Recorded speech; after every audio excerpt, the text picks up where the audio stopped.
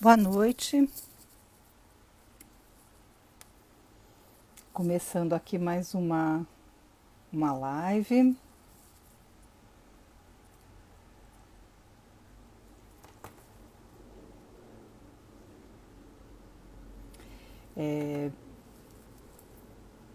Meu nome é Cláudia Lopes, sou psicóloga escolar e tenho esse projeto de fazer essas lives aqui, conversando com pessoas de diversas áreas da educação, para conversar sobre a escola inclusiva. Não em relação unicamente com a questão das deficiências, mas a escola inclusiva como um todo, né? Como um conceito, como um desafio, como que a gente faz para chegar lá. E hoje a minha convidada é a Carla Lukzik, que já está por aqui. Eu vou ela aqui para entrar e ela vai poder se apresentar.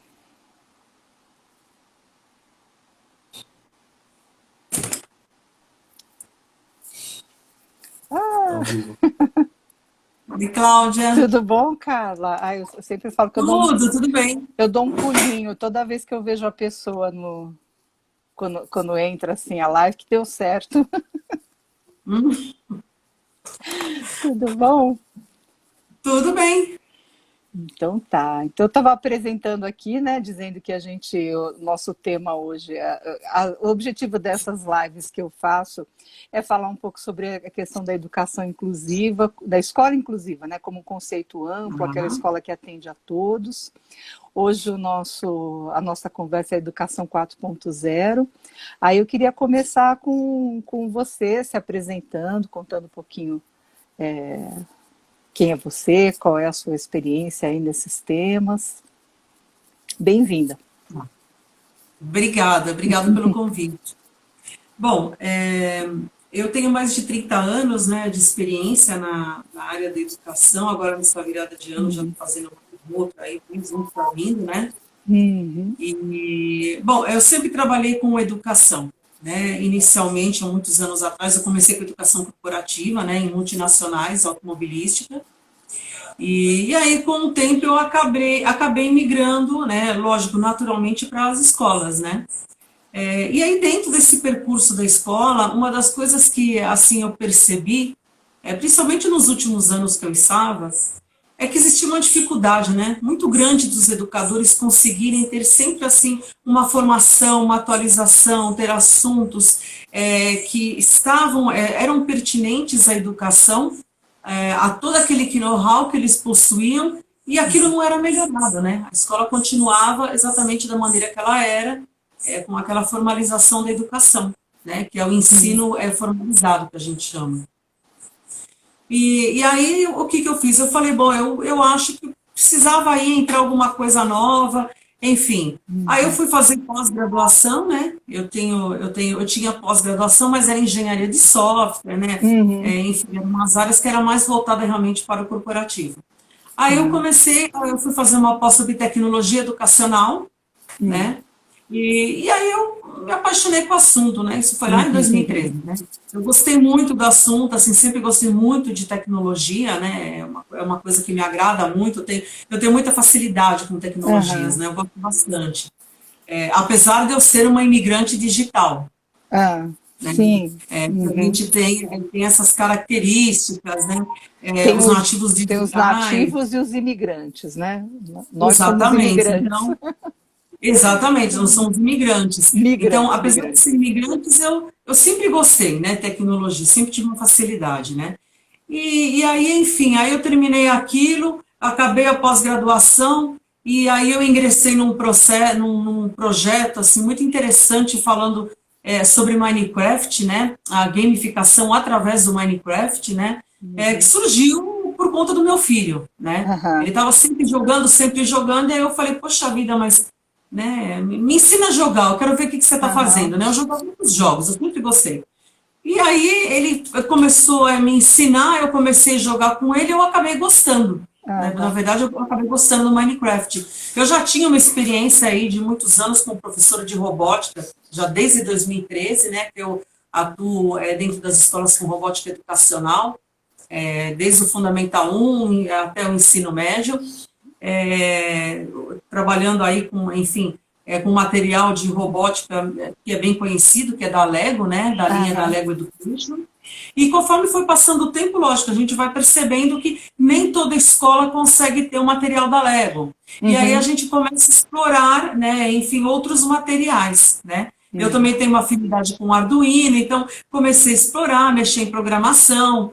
E aí eu descobri, né, que o Lego, na verdade, ele foi uma das inspirações do Notch que criou o Minecraft, que são os blocos, são as peças, né? Carla, Carla, fala assim, explica um pouquinho, né, para o pessoal que não sabe, assim, para mim que também não sei quase nada, né, dessas coisas mais específicas, o que é o Minecraft? O Minecraft, ele é um jogo que a gente, ele é um jogo do tipo sandbox, né? O que é um sandbox? É uma caixa de areia, é tudo quadrado, são cubos, né? E ele é um jogo assim, ele vendeu milhões, né, de cópias, e Sim, enfim, as um crianças adolescente, adoram. criança ficaria horrorizado. Como assim? O que é o Minecraft, né? Estou fazendo essa pergunta como migrante É digital. verdade, é verdade. Mas assim, o Minecraft, eu sou muito suspeita para falar, né? Eu adoro Minecraft, né? Eu jogo bastante, assim, eu jogo com meu filho. O meu filho, ele é youtuber, eu faço vídeos no YouTube também com ele, jogando Minecraft e outros jogos.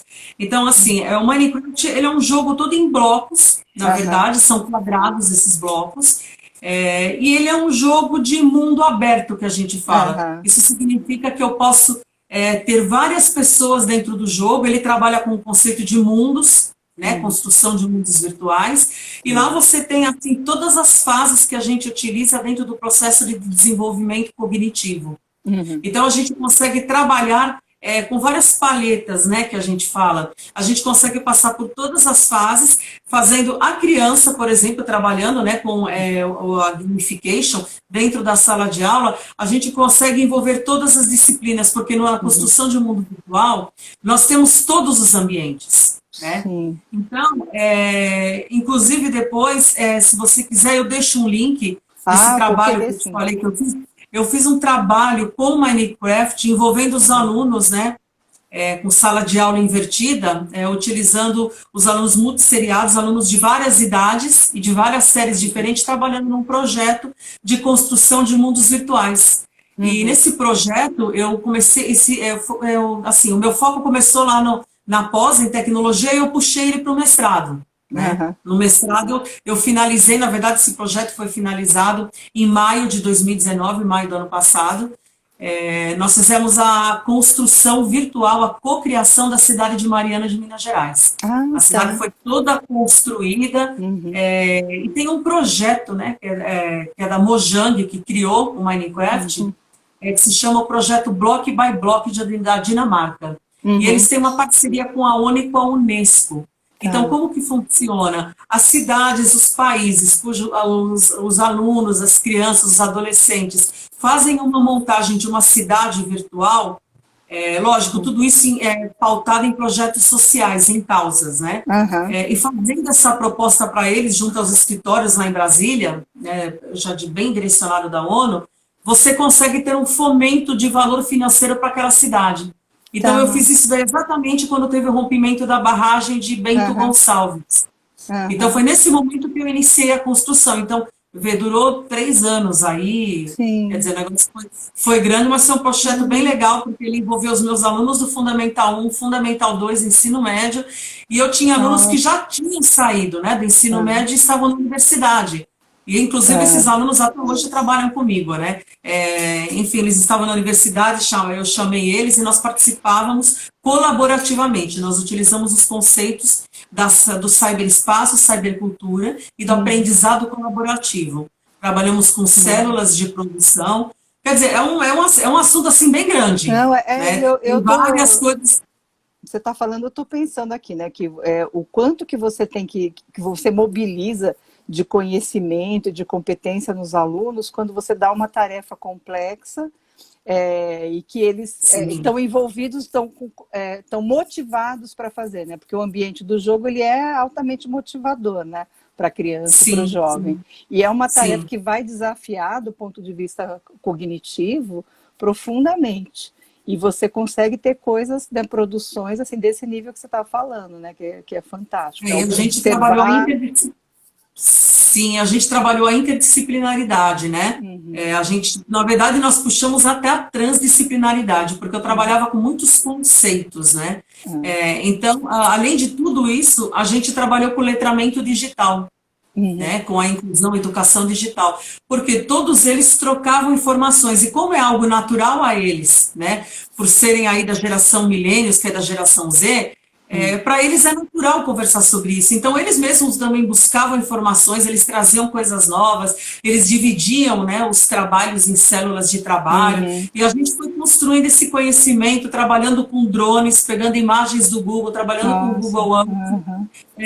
Uhum. Foi um trabalho fantástico. Depois, se você quiser, a gente pode marcar uma live. Eu falo sobre construção de mundos virtuais, Ah, que eu é uma acho, coisa que eu nossa, eu trabalho. adoro esse assunto. Acho e assim, né? Eu acho que você começou assim dando um painel, né, do que é a educação que utiliza as mídias, utiliza esses recursos que a gente tem hoje em dia, né, que Sim, são sim. tão poderosos aí para mobilizar conhecimento e aprendizagem, e como isso entra na escola, né? Então, acho que você poderia explicar um pouquinho para a gente o que é a educação 4.0, né?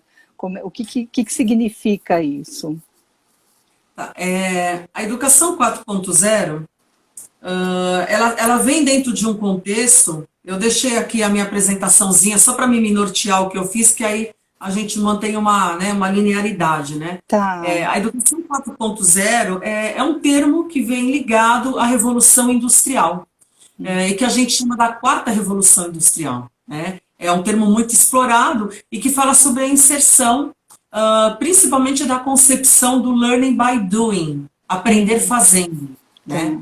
Então, dentro desse contexto, a gente entende que quando a gente fala de educação 4.0, enfim, não é apenas um número que nós estamos colocando. A Uhum. educação, assim, a educação já vem de lá de trás, desde a educação 1.0, os Tá. historiadores, isso tem todo um embasamento.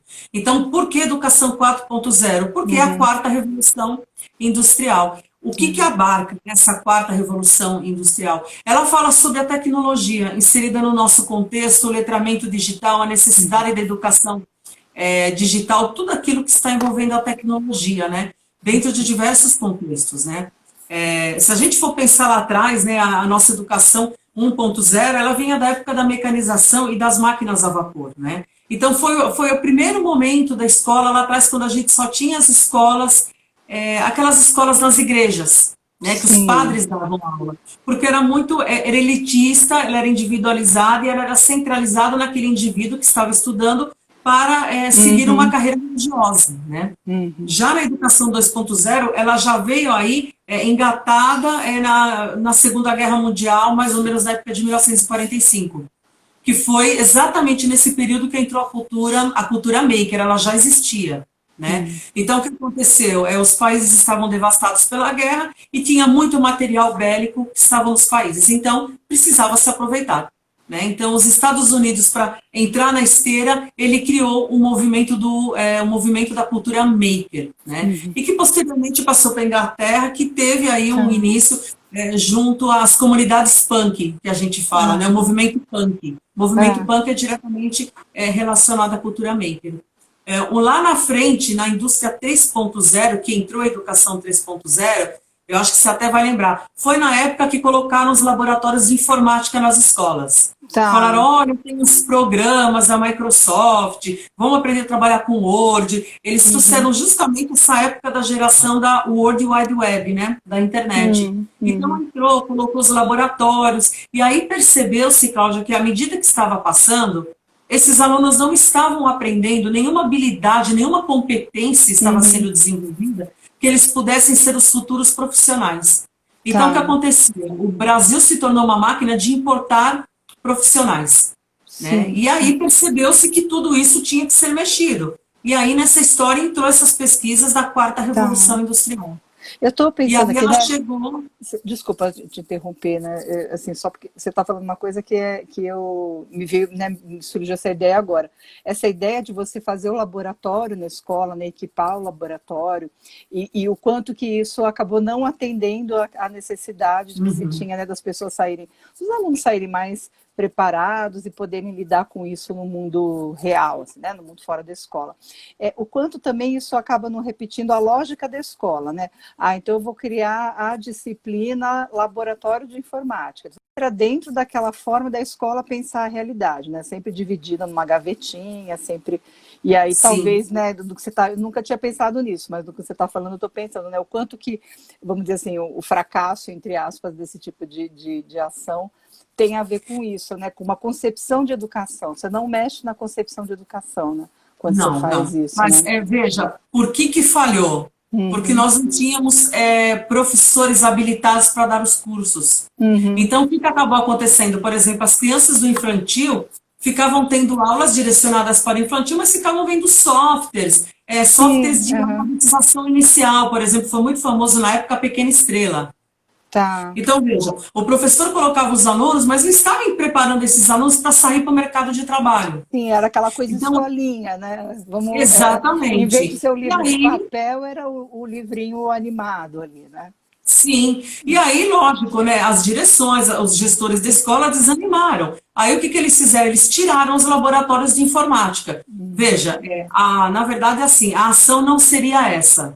A ação, na verdade, seria a gente capacitar o profissional, ok? Tá. Então, o que aconteceu? As escolas terceirizavam o serviço de contratação de professor de informática. Eram Uhum. empresas terceirizadas, não eram professores da casa.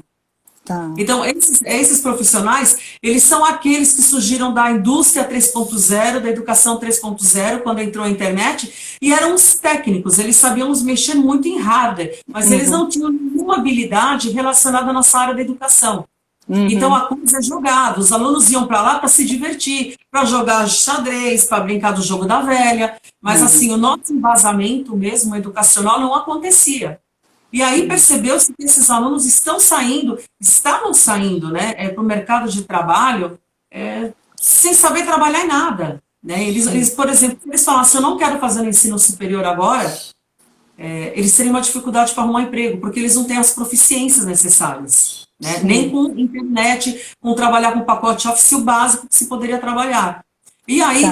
justamente na esteia disso que veio a Revolução Industrial, que é a quarta Revolução Industrial, a Revolução da Indústria 4.0. Ou Uhum. seja, capacitar essas pessoas durante esse período do ensino médio. E aí, nisso, chega essa proposta do novo ensino médio.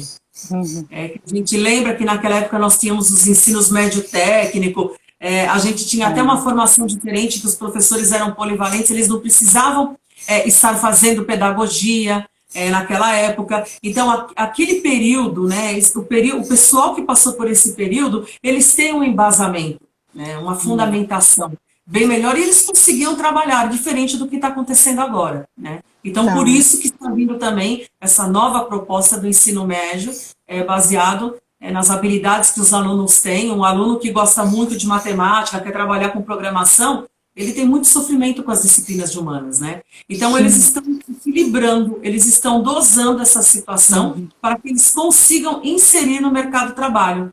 E Uhum. a gente já tem universidades, por exemplo, que já estão descartando o Enem. Eles estão fazendo a avaliação de entrada para esses alunos através do histórico escolar deles. Veja como Uhum. isso é importante. Né? São educadores que vão estar avaliando isso. Então, eles conseguem ver pelas disciplinas, pelas avaliações, pelo rendimento daquele aluno, se o curso que ele quer fazer já estava em mente para Uhum. ele, se ele já sabia, enfim, como que isso iria acontecer. Então, assim, é um momento muito importante.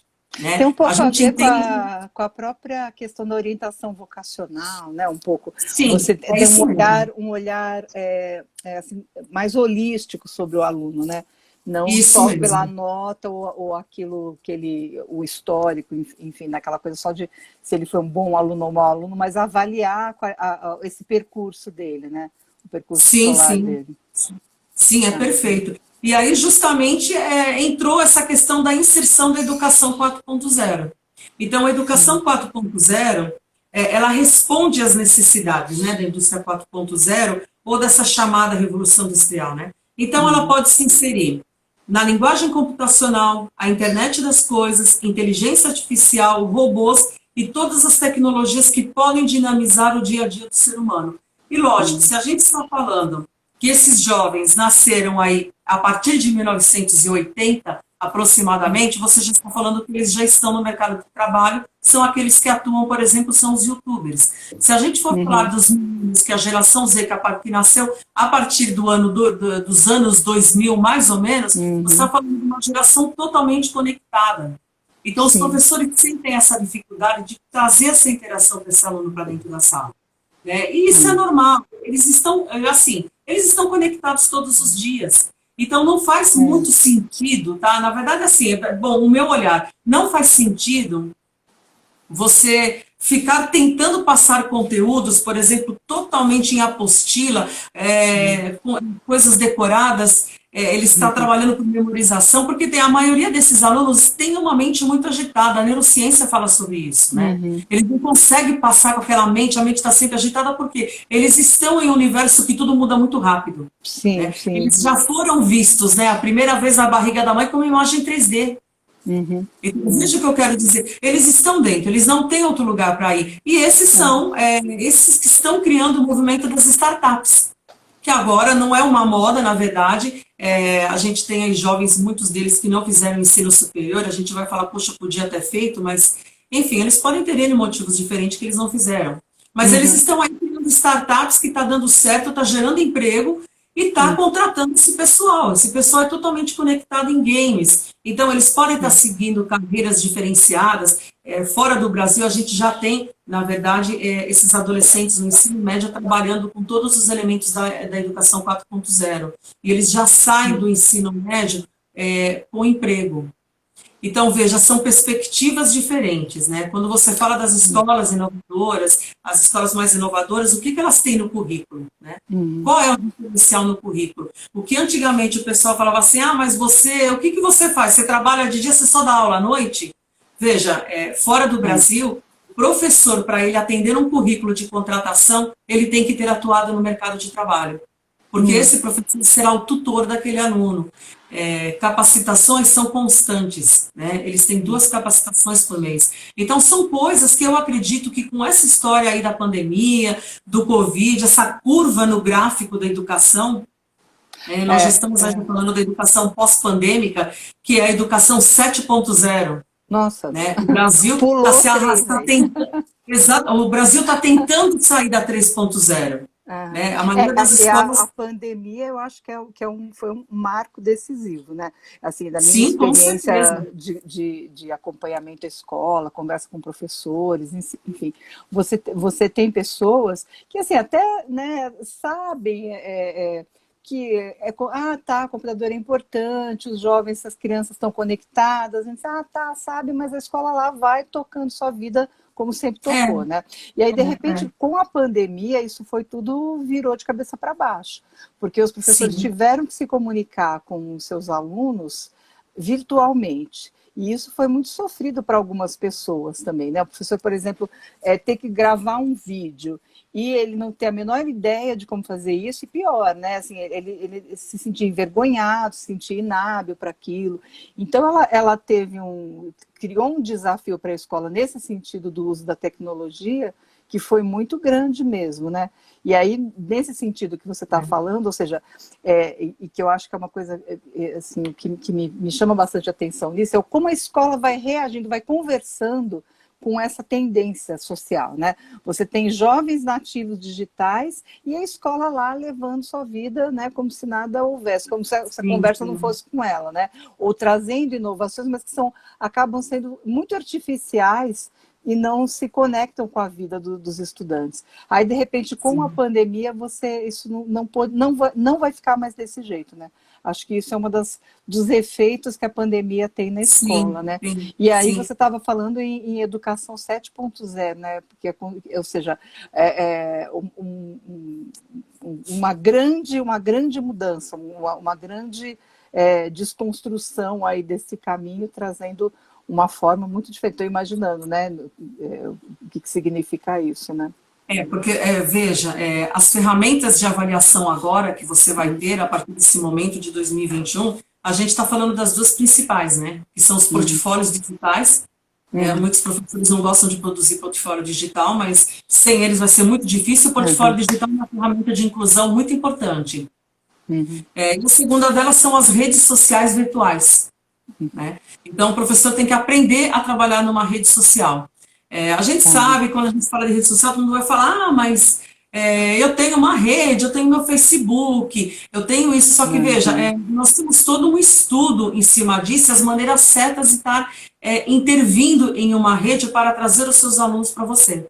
E a maneira que uhum, eles podem interagir colaborativamente. Então, tem todo um estudo. Então, não é uma coisa assim, eu tenho um perfil, por exemplo, no Facebook, então eu já sei trabalhar numa rede social. Então, veja, uhum, aquilo que a gente não imaginava, que era o letramento digital, que tinha, a gente tinha muitos professores falavam para mim, cara, eu não gosto de tecnologia, eu uhum. uso o celular porque não tem jeito. Mas Sim, isso eu ouvia muito nas formações, né? E agora a gente não tem mais para onde ir. É é. o que a gente já conversou várias vezes, nós entramos na questão da seleção natural, Uhum, né? Se o professor não souber trabalhar com tecnologia e não tiver essa concepção de elementos de educação 4.0, ele vai ser um professor que vai ter dificuldade. A gente sabe que uhum, dependendo do contexto desse professor, ele pode ficar sem trabalho, né? E aí sim. a gente tem uma outra coisa agora, que é a educação bilíngue. Foi Uhum, regulamentada, né? Então, agora nos cursos de pedagogia vai entrar, né, justamente a educação bilíngue. Então, veja, nós temos que tomar muito cuidado, porque nós temos algumas ferramentas aí que são excludentes, né? Nós temos essa sim. questão da tecnologia e o bilinguismo. Uhum, Então, quem tiver aí, enfim, tentando entrar, voltar para o mercado de trabalho, vai perceber que eles querem a pessoa com inglês fluente e sim. conhecimento de ferramentas tecnológicas e plataformas de aprendizagem. Então, a gente está Uhum, falando de plataformas de aprendizagem, a gente está falando de e-learning. uhum, Então, essa pessoa ela tem que ter essa destreza para poder trabalhar. uhum, Dentro desses elementos, né, dessa inserção, o que nós temos assim que pode destacar essa questão dessa educação? A cultura maker, o uhum, pensamento computacional, muito importante a aprendizagem baseada em projetos, o PBL, que é o Project Based uhum, Learning, resolução de problemas e criatividade e inovação. A gente uhum, sabe que a questão da criatividade já é muito discutida, muito falada, porque a gente consegue, nós temos assim um entender muito claro, né? Que a escola ela é um ambiente muito importante para a formação do cidadão. Ela traz a socialização, a aprendizagem, respeito às diferenças, oportunidade dos alunos aprenderem coisas que elas nunca viram antes. Então, dentro uhum. desse contexto, a escola ela precisa estar atenta a todas essas mudanças sociais.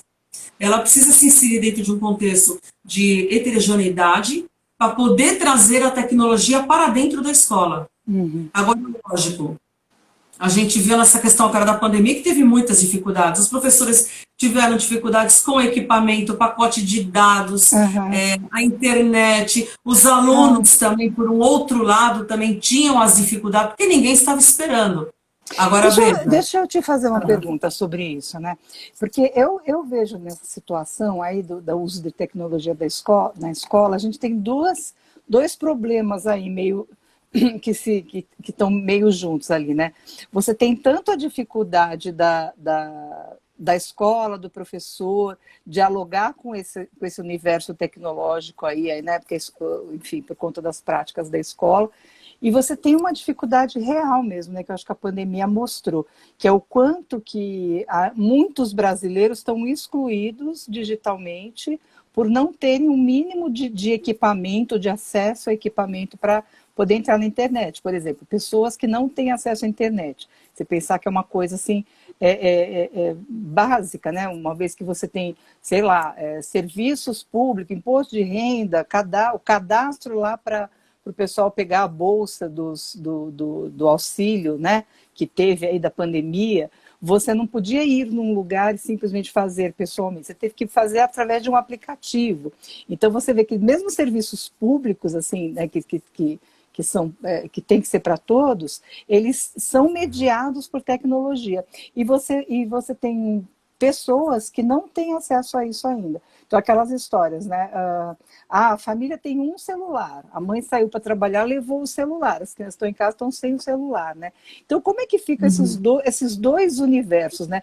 Por um lado, um mundo, uma coisa enorme de possibilidades e que traz para a escola uma inovação, uma coisa criativa, que as crianças se envolvem, e por outro, essa nossa realidade, né, pavorosa, onde você tem pessoas que não conseguem ter o mínimo ainda para ter um acesso né, digno para poder participar disso, né?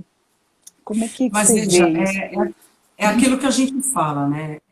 A educação 4.0, ela tem um lado que é um lado fantástico, porque ela está trazendo uma inclusão massiva. Uhum. Então, todas essas pessoas, por exemplo, que a gente está falando do auxílio, que não sabia pegar, que não sabia baixar o aplicativo, que agora insere. Então, de uma maneira ou de outra, ela acabou sofrendo um processo de inclusão digital. Ela passou por uma educação digital. E que a partir desse momento, ela vai começar a já ter um olhar diferente para isso. Ela pode até ficar brava, as coisas não funcionam, as coisas não dão certo, mas veja, elas acabaram entendendo que a tecnologia é uma aliada, ela não é uma inimiga. Por que a gente fala isso? Um outro lado que agora percebeu que não tem mais como você deixar de lado é a questão das políticas públicas. Não basta entregar aquela apostila impressa pela gráfica, entregar na escola e dar na mão do aluno a apostila. Porque também não está resolvendo. Então, o que eles têm que fazer? Vamos mudar isso? Então, eles acabaram de ver o quê? Que a escola precisa de um pacote de dados. A escola precisa ter um Wi-Fi. Não tem mais como você manter esses indivíduos, esses futuros profissionais na escola sem um pacote de dados. E da mesma forma, os professores que estão lá, lógico, a gente não pode criticar, porque eles se sentiam desestimulados, né? É aquilo que tinha, veja, eles são heróis, eles trabalham com aquilo que eles têm. Agora, veja, já viu que precisa ter um pacote de dados. Já está muitas falando, vezes, né? Desculpa te interromper, mas muitas vezes o próprio professor vive essa realidade. Ele é aquela mãe que foi trabalhar com o celular, né? Ou seja, ele não... até pelas dificuldades da profissão de professor, que a gente sabe bem, né? E o quanto que ainda é uma barreira você ter... Uma barreira financeira você ter acesso a equipamentos, enfim, né? Mas veja, a acessibilidade financeira em cima dessas ferramentas, elas se tornaram mais fáceis. Então agora, se você for falar, mas eu não consigo, eu tenho que ir para pegar uma linha, agora você compra um chip na banca de jornal. Sim, com certeza. Você já compra o chip, você já coloca seus R$ 15, veja, com R$ 15 por mês você tem um pacote de dados. Então, mas acabou, eu não tenho crédito. O que ele faz? Ele carrega e quando você põe os outros 15, ele desconta daquele 15. Mas ele não corta a sua internet. Então, veja, isso veio caminhando. Nossa, e a gente é uma coisa assim, fantástico se a gente olhar no pouco tempo que isso aconteceu, né? É globalização, né, Cláudia? A gente não tem o que fazer. Quando eu me casei, faz o que, uns 25 anos, mais ou menos, eu ganhei uma linha telefônica de presente, assim, né? As linhas telefônicas eram super caras, assim, né? E aí eu ganhei uma de presente. Hoje você vai na banca de jornal e compra um chip por, né, R$10. Na verdade, é raríssimo aquelas pessoas que ainda têm, são raras aquelas que têm uma linha fixa. Mas aí eu já vou pegar um outro exemplo. Eu mesmo não aquelas tenho mais. Então, a gente chegou no momento que você elimina a linha fixa e pega o celular. Mas com isso, olha só o que aconteceu. Aquelas pessoas que não tinham acesso nem a uma linha física, porque era caro, oneroso, o pessoal falava assim, nossa, você tem um telefone fixo, nossa, você tá bem, você tá rico, era o que o pessoal falava. Mas veja, hoje, você pega o chip, você já não fica sem comunicação, as pessoas te encontram. Você consegue cruzar distâncias. Você pode falar com parentes que antes você falaria pelo orelhão. Então, veja como que é importante essa questão da tecnologia e os meios de comunicação, que são as TEDIC, né? Que são as tecnologias digitais da informação e da comunicação. As famosas TEDIC que todo mundo fala, mas as TIC, sim, são as tecnologias da informação e da comunicação. Elas estão totalmente inseridas, né? E elas, quando estão mescladas a um ambiente de educação, elas se chamam aprendizagem significativa.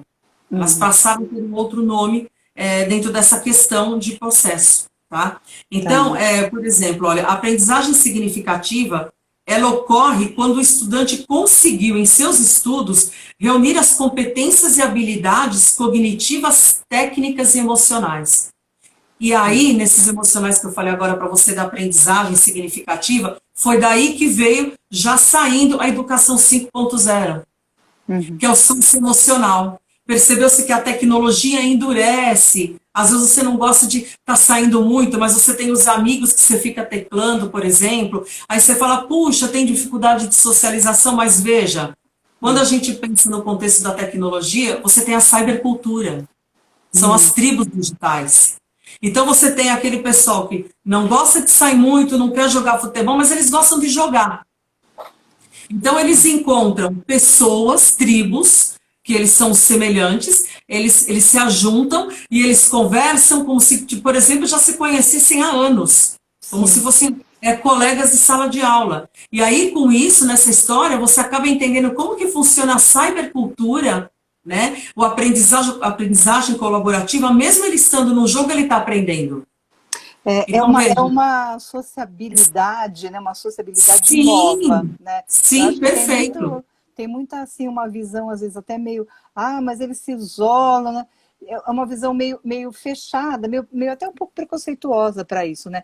Existe um outro tipo de sociabilidade que é construída hoje e é construída à distância, mas ao mesmo tempo ela é próxima, né? Eu acho que é um fenômeno interessante que a gente não tem que descartar de cara falando, mas isso aí não vale, isso aí não é o olho no olho, né? Eu tenho um pouco de antipatia com essa história do olho no olho, que parece que você só consegue ter... nem tudo é olho no olho. Pois é, acho que tem coisas que, obviamente, né, é imprescindível que seja no olho, mas isso não desqualifica outros relacionamentos que podem ser construídos à distância, né? Porque você conhece, né? Você conhece pessoas dentro desse contexto. E lá na frente, pelo tempo de convívio, vamos entrar em tal jogo, vamos jogar LOL, por exemplo, vamos jogar Minecraft, vamos jogar, enfim, diversos jogos que eles se juntam, né? Eles criam aquelas tribos digitais. Então, na verdade, isso tem um nome, se chama tecnodiversidade. Então o pessoal vê muito dos cosplay, o pessoal, né, aqueles jovens que se vestem, na verdade não são só jovens, tá? A gente tem o pessoal de faculdade que também se veste, se reúne, vai na BGS de games. Então, assim, eu vejo, né, isso daí todos os dias, pessoas que se conheceram pelo jogo, e hoje uma frequenta a casa da outra, e aí o pessoal tem sim muito essa coisa que você falou, o pessoal fala assim, pô, mas o que esse cara faz na vida? Ele só joga? Não, ele não só joga, ele é advogado, ele é delegado, ele é um adolescente, ele está na sala de aula e eles não falam sobre trabalho, eles falam sobre o jogo, e eles trocam informação. O letramento digital acontece a todo momento, e a tecnodiversidade acontece naquela hora. Então, veja, o fato de você não sabe... Nossa, desculpa te interromper, que é um assunto muito interessante isso, porque eu acho que a gente não pode ter preconceito sobre as novas formas que vão emergindo de sociabilidade, né? A gente tem que olhar isso dentro da imensa capacidade de nós, humanos, nos conectarmos, né, e aprendermos, até porque isso é a base da nossa formação humana, né, na perspectiva do Vygotsky, é assim. Você vai ter a interação entre os humanos que vai formar a nossa subjetividade e vai nos dar aquelas ferramentas para definir quem a gente é, né?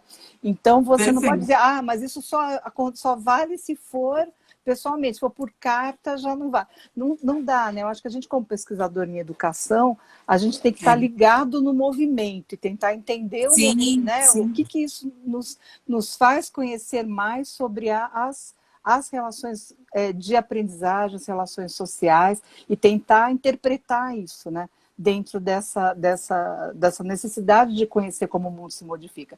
E não dizer que isso não vale, isso aí não... Né?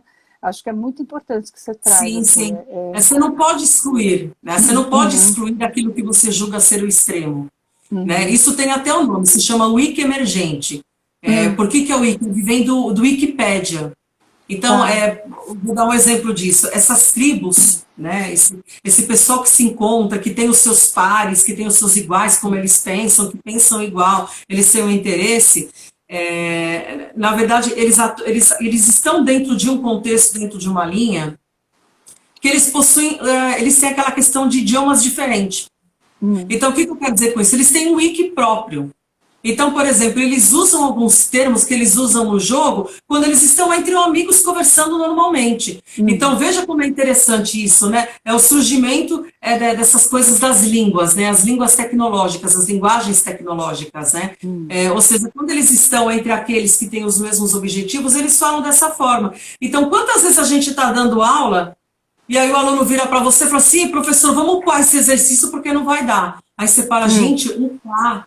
Meu Deus, o que é upar, né? Aí você não quer perguntar para ele o que é upar, aí você vai perguntar, aí a pessoa fala assim, quando você vai subir um vídeo, você está fazendo um arquivo, você está fazendo um upload. Então você está carregando, sobe o carregamento. Então, aí você fala, entendi, mas veja, conforme eles estão assim, até eles têm mais idade, a gente vê esse pessoal do cosplay, né? Quando você vai nesses eventos, você percebe a diversidade. E o legal é que você vê pessoas de idade que também fazem parte desse contexto. Então, veja como que isso também virou uma inclusão para eles também. Porque eles pegam aqueles personagens deles assim, antigo, a época do Perdidos no Espaço, do Dr. Smith, a primeira versão, e eles indo com aquela roupa, eles vão andando com aquele robô, que era o lata de sardinha do Dr. Smith, e vão conversando. E, gente, não tem esse negócio de falar, eu não quero falar com você porque você é careta, você é velho, eu não quero conversar, não, gente, muito pelo contrário. Eles contam, eles escutam, todo mundo sai de lá abraçado, dando tapa nas costas, e depois eles entram nos grupos, eles criam os grupos virtuais, olha a rede social virtual de novo, são chamadas redes sociais novas, né? Eles entram nos grupos, eles curtem as roupas, assim como tem um grupo seu que curte fazer as leituras de trecho de livro. Né? Justamente se a gente for isso, para né? inteligência artificial, é fantástico isso. Se você for para inteligência... É uma outra sociabilidade mesmo, né? Você, sim, não é assim, é um jeito dos... Isso aí é jovens e adolescentes que fazem. Não, né? Você vai introduzindo uma outra forma de se relacionar, uma outra forma social em torno de alguns temas, né? Temas que as pessoas gostam, que se motivam, enfim, né? E as pessoas de outras faixas etárias acabam... Fiquei lembrando daqueles fãs, né? do Star Trek, né? Exatamente. Eles falam assim, nossa, era muito legal. Sim, eles falam, puxa, como era legal, né? Essa época, como que era? Aí o pessoal vai vestido, eles mostram roupa, eu já fui nesses eventos, eu levo meu filho, né? Então eu vejo que... né? Aquele evento, sim, né? sim. Que é uma loucura, eu fui uma vez também. Nossa, e assim, demais, eu um gosto... universo, né?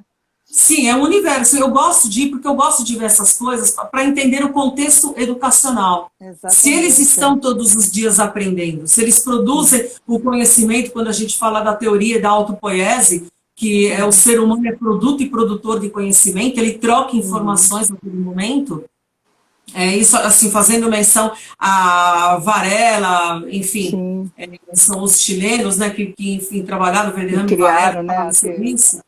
Sim, a gente fala muito, né, sobre essa questão da autopoiese. E aí, hoje você vê, veja, dentro desse contexto, hoje você vê educadores tentando entender o que é o pensamento complexo de Morin. Né? Porque quando a gente fala em pensamento complexo, é exatamente isso. Pensamento complexo não tem data, né? Ele não tem validade, né? Ele acontece a todo momento. Então, assim, é que nem você falou, a gente que pesquisa, é pesquisador na área da educação, a gente procura todos esses eixos, né? Cognitivos que a gente possa alinhar com a nossa sociedade, com a educação. Então, é aquilo que eu falo, né? Essa questão da tecnologia virou uma seleção natural. Então, hoje em dia você pode falar assim, mas eu não me adapto muito com o celular, ele é muito pequeno, eu não enxergo as letrinhas. Veja, nós temos aí fornecedores no mercado que resolveram esse problema. Eles têm 4 botões no celular. Aquele que liga para a família, aquele de acontecer alguma coisa, perdi o celular, e aquele para mim entrar tem 4 botões, Cláudia. Então, veja, você tem pessoas de idade que não conseguiam se adaptar. A minha mãe, por exemplo, minha mãe tem 84 anos.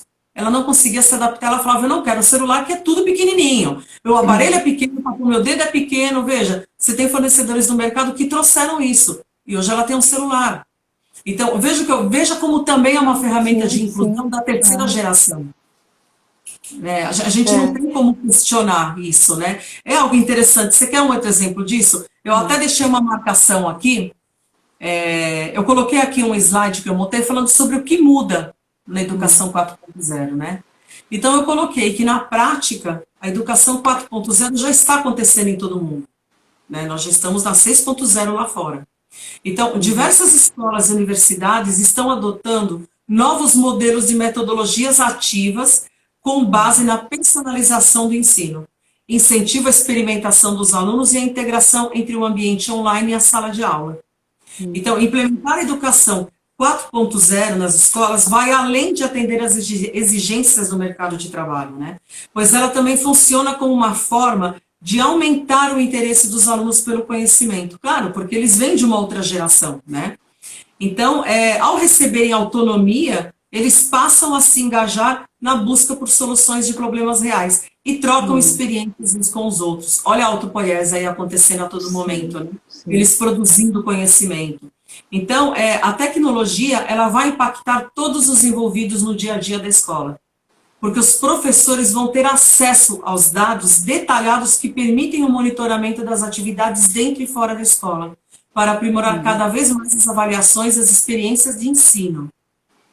Quem está trazendo isso aqui para a gente agora é a inteligência artificial. Tá? Nós já temos análises de dados que se chama Learning Analytics, que faz uma análise desses dados para entender se o seu aluno não está aprendendo, por que e como que a tecnologia pode ajudar, sem tirar a interação do professor. Tá? A gente não está falando que é uma máquina que vai saber por que aquele aluno demora um tempo a mais para responder a mesma questão sentada no pátio com o seu celular na mão. Porque a gente sabe que é isso que acontece.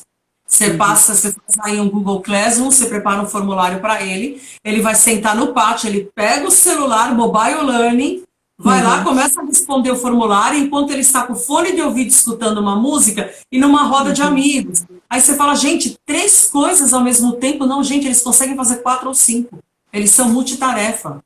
Né? O foco deles é disperso porque eles têm várias informações chegando. E eles querem input de tudo aquilo, eles querem receber toda a informação.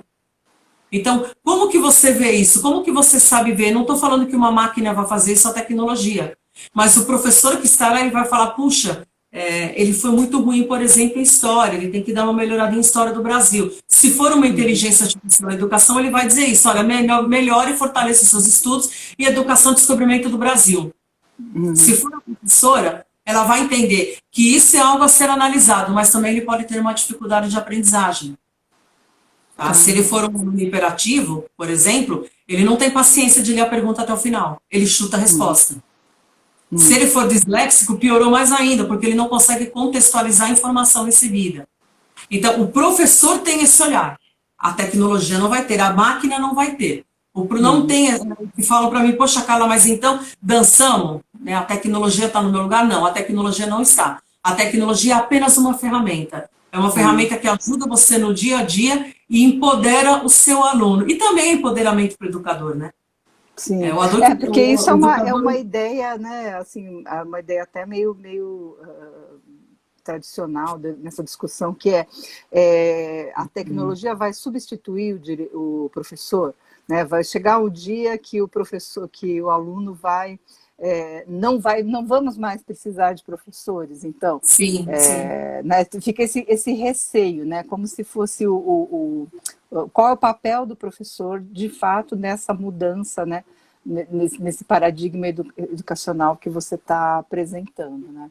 E não é isso, né? Não é isso, né? Foi uma discussão muito parecida quando entraram os robôs nas linhas de montagem. O que os funcionários falaram? Nós vamos ser substituídos por robôs, nós vamos ficar desempregados. Mas veja, quem programa o robô? É um ser humano. Então o robô ele não se autoprograma, ele não tem a capacidade de fazer isso. Alguém tem que sentar com um pensamento computacional, fazer um algoritmo e botar ele para funcionar. Senão ele não vai funcionar. Então veja, com o tempo, né, lá na 3.0 parou essa história, né? Mas agora com as tecnologias é o que eles falam, mas Google Classroom, mas como é que eu vou fazer prova? Veja, as provas agora são eletrônicas e vão continuar. Porque qual é a ideia da educação, né? O aluno vai na escola para estar tirando dúvidas. Agora, quando ele está tendo esse ensino online, ele vai estar trabalhando, ele vai estar com hands-on, com mão na massa. Tá. Então, veja, o professor vai precisar ter uma ferramenta, né, que ele consiga juntar o presencial com o virtual. Então, ele vai ter que ter uma ferramenta, uma plataforma de aprendizagem que ele consegue interagir. Agora, mas como é que é isso? Vai cair tudo no meu colo? Não vai. Tem que ter formação, Cláudia. Eles têm que ser orientados. Eles não podem fazer uma coisa que eles não tiverem orientação. A gente sabe que na educação, eles arrasam. Eles adoram aquilo, eles fazem aquilo, é natural, né? Eu sempre falo que o educador, né? Ninguém vai para a área da educação para ser rico. Essa que é a verdade. A gente está na área da Infelizmente, educação. né, nessa encarnação, É verdade, parece que não, não é. Mas Então, assim, deixa eu te perguntar, desculpa, interrompendo, né, porque eu fico também querendo saber as coisas. Existe esse lado da tecnologia que é um lado maravilhoso, né? Você pensar o recurso, quanto os mundos que isso te abre. Mas existe também um lado meio assim sombrio, né, na questão da tecnologia. Eu estou pensando nessa questão das redes, né? No uso das redes para manipulação. Tem aquele documentário que eu não vou lembrar o nome agora, Redes, que sai no Netflix agora, que fala justamente disso, né? O quanto, assim, a gente está discutindo aqui uma situação que é os jovens, crianças, eles nascem e já estão imersos num mundo que é digital, e a forma de interagir, de pensar, e as construções cognitivas estão imersas nisso. E isso é algo que precisa ser usado para a escola, e nós estamos aqui no desafio de ir atrás disso. Ao mesmo tempo, existem assim, empresas poderosíssimas que estão por trás disso e que percebem a força que isso tem para manipular esse público, né? Como é que a gente se lida com isso, assim, né? O que você pensa desse assunto aí, do perigo que as redes trazem, né? Olha, Cláudia, é assim. Muito se discutia o dilema sobre das a redes, gamificação. a Merlene está falando aqui o nome do filme. Obrigada, É amiga. assim, por isso que eu falo, as redes sociais não é um assunto que você cria um perfil em rede e você fala, eu já sei atuar numa rede social, tá? Até porque a rede social tem um conceito diferente de rede social virtual. Né? A rede social são pessoas que têm, enfim, o mesmo objetivo, o mesmo gosto e que podem se reunir presencialmente. O conceito era presencial e acabou migrando para o virtual com a entrada na internet. Então, o que acontece nesse contexto? Nós temos dois lados. A gente sabe que existem pessoas boas e pessoas ruins. Isso desde que o mundo foi criado. Tá? Agora, veja, quando você fala de tecnologia, nós estamos falando da mesma coisa. E a tecnologia é um pouco pior pelo seguinte, os conceitos da informação midiática, como lidar com a informação que esses jovens hoje não têm. Porque lembre-se que os laboratórios de informática foram deixados de lado, os professores não estavam capacitados para fazer isso.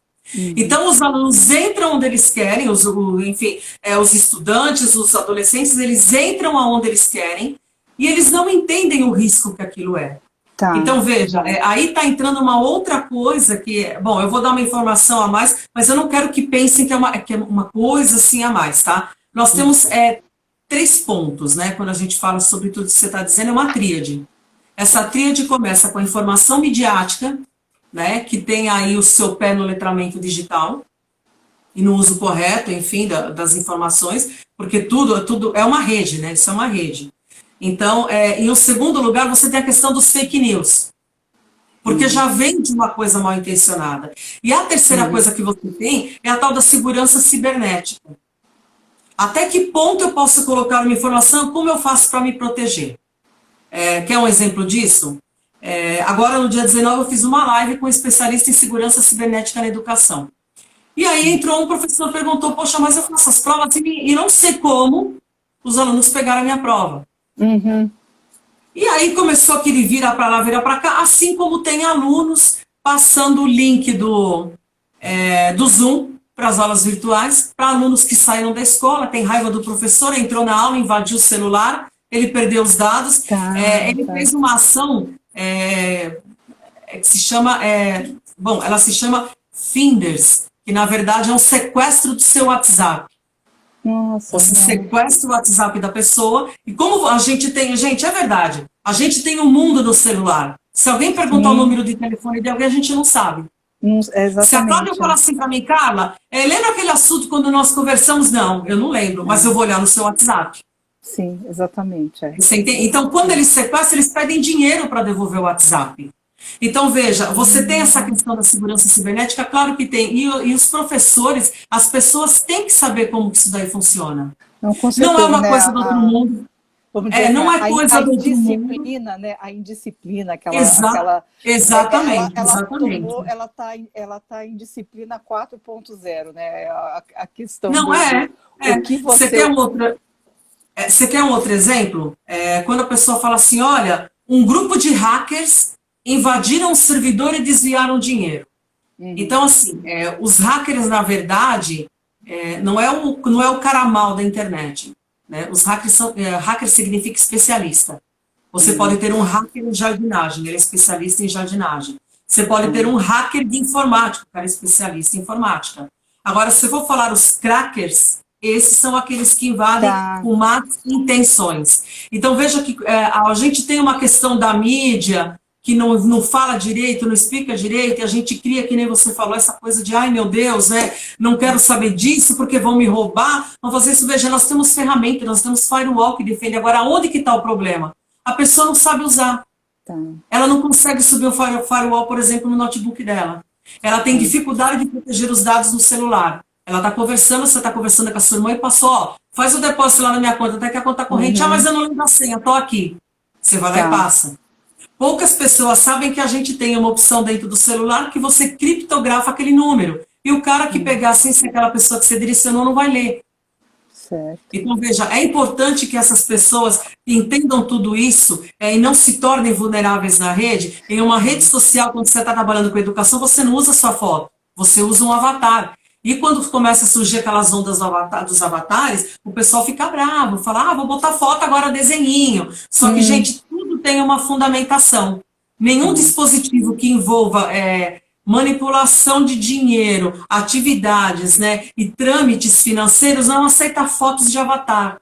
Então, não sei se você entende o que eu quero dizer. Tá, tá. Tudo isso É, tem que ser passado adiante.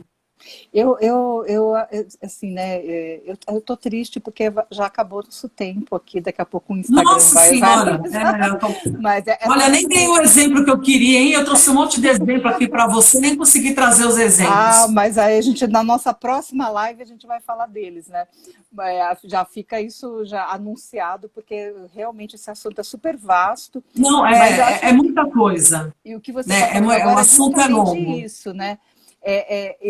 É uma educação para lidar com esse mundo. O professor, ao propor provas para os alunos para se defenderem e não serem presa Sim, fácil das fake sim. news e da manipulação da rede, né? Ou seja, o que não dá é para a gente negar que isso existe, né? Não adianta você querer É negar, a educação digital, mas você tem que né, Cláudia? viver, né? Justamente, É a você tem que. educação digital. É Uhum, aquilo que eu falei. Você tem essa questão aí da educação digital. O letramento digital acontece mesmo que você não queira. Ele entra também como um elemento subjetivo. uhum, Você entrou lá, você aprendeu a baixar o aplicativo do auxílio emergencial. Letramento digital, sim. ok? Você está produzindo conhecimento. Mas eu não quero saber, mas você aprendeu. Ele é É, inerente ao ser humano, você aprendeu. Mas aquela pessoa vai passando a idade, ele não aprende mais de forma nenhuma. Claro que ele não, não, aprende. é, O ser humano ele aprende até o último dia que ele respira. com Tá? E certeza. veja, nós tivemos trabalhos de projeto social que a gente fez a Classmaker Educação em asilo. Então a Uhum. gente levou jogos de celular que eles estavam. Teve os idosos que caçaram Pokémon no quintal, porque era fácil. Aham, Eles só viravam o aparelho do celular e pegavam o bichinho virtual. aham. Ele falava, nossa, mas eu tô pegando, aonde que ele tá? Ele tá aqui, ele falou assim, nossa.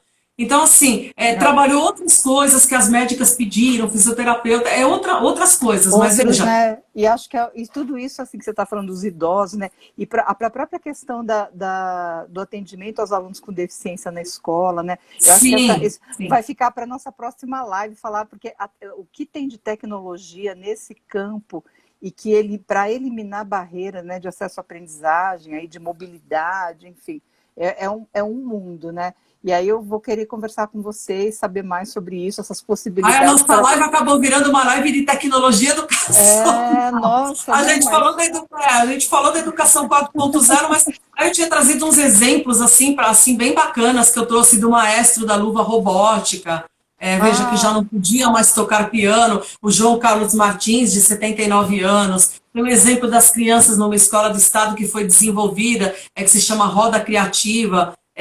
Tinha alunos que tinham espectro autista e conseguiram participar da aula com um aplicativo Maker, muito simples, que fizeram com caixa de MDF. Eu tinha trazido assim um monte de exemplo, mas tudo bem, fica para a próxima. Não, na nossa próxima live nós vamos falar de todos eles, porque é um assunto vastíssimo mesmo, né? A gente começa a falar, vai aparecendo outras coisas.